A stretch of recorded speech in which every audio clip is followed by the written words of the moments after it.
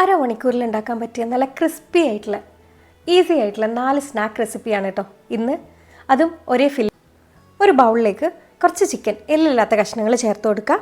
ഇതിലേക്ക് ഒരു 4-5 ചുവന്നുള്ളിയും ഒരു 3 വെളുത്തുള്ളിയും ഒരു ചെറിയ കഷ്ണം ഇഞ്ചിയും കൂടി ചേർത്ത് കൊടുക്കുന്നുണ്ട്. ഇനി 2 ബ്രെഡ് ഇതുപോലെ മുറിച്ചിട്ട് അതും കൂടി ചേർത്ത് കൊടുക്കാം.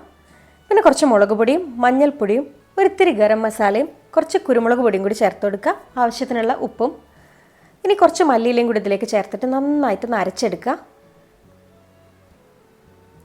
ഇതുപോലെ ഒട്ടും തന്നെ വെള്ളം ചേർക്കാതെ വേണം അരച്ചെടുക്കാനായിട്ട്.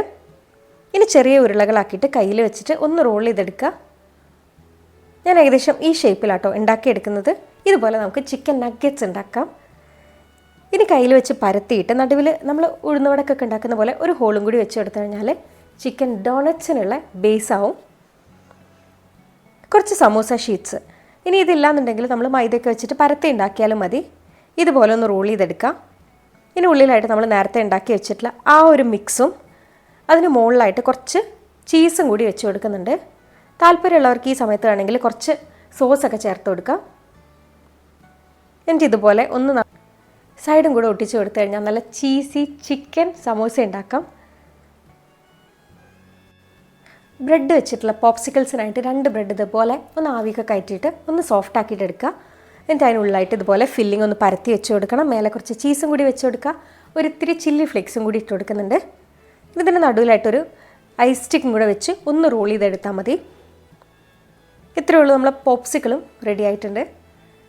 ഇനി ഒരു മുട്ട ഒരു ബൗളിലേക്ക് ഒഴിച്ചു കൊടുക്കുക. കുറച്ച് ഉപ്പും കുരുമുളക് പൊടിയും കൂടെ ചേർത്തിട്ട് നന്നായിട്ടൊന്ന് ബീറ്റ് ചെയ്തെടുക്കുക. കുറച്ച് ബ്രെഡ് ക്രംസ് ഒരു ബൗളിലേക്കും കൂടി എടുക്കുക. ഓരോന്നും മുട്ടയിൽ മുക്കിയിട്ട് ബ്രെഡ് ക്രംസിൽ കോട്ട് ചെയ്തെടുക്കുക. സമോസ ഒഴികെ ബ്രെഡ് ക്രംസ് ഒക്കെ ഉണ്ടാക്കുന്ന സമയത്ത് തന്നെ കുറച്ച് വലിയ തരിയായിട്ട് ഉണ്ടാക്കി കഴിഞ്ഞാൽ നല്ല ക്രിസ്പി ആയിട്ടുള്ള സ്നാക്കുകളൊക്കെ ഉണ്ടാക്കാൻ പറ്റും. ഇത്രയേ ഉള്ളൂ, ഇതെല്ലാം റെഡി ആയിട്ടുണ്ട്. നല്ല ചൂടുള്ള എണ്ണയിലിട്ടിട്ട് തിരിച്ചും മറിച്ചൊക്കെ ഇട്ട് പൊരിച്ചെടുക്കുക. ഒരു ഗോൾഡൻ ബ്രൗൺ ഒക്കെ ആവുന്നത് വരെ. ഈ ഒരു രീതിയിൽ പ്രിപ്പയർ ചെയ്യുന്ന എല്ലാ സ്നാക്സും നിങ്ങൾക്ക് ഫ്രീസറിൽ സൂക്ഷിച്ച് വെച്ച് കഴിഞ്ഞാൽ കുറച്ച് കാലം വരെയൊക്കെ ഇരിക്കുകയും ചെയ്യും കേട്ടോ.